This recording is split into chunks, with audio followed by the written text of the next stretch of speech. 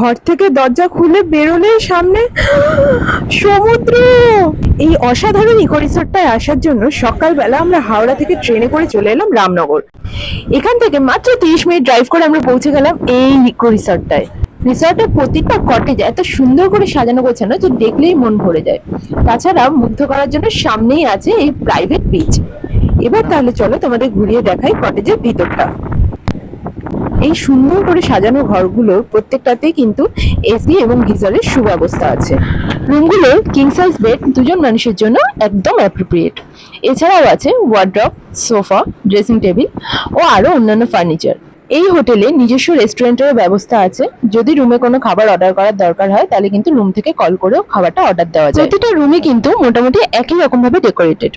এবারে চলে আসি বাইরেটায়। রুমগুলোর বাইরে এরকম ছাউনি দেওয়া বসার জায়গা আছে, যেখানে বসে সন্ধ্যেবেলায় সমুদ্রের হাওয়া খেতে খেতে সবাই মিলে জমিয়ে আড্ডা দেওয়া যাবে। আর গেট থেকে বেরোলেই সামনে তোমাদের প্রাইভেট বিচ। আর এই রিসর্টটার নাম হচ্ছে মন্দারমণি লিভসি রিসর্ট।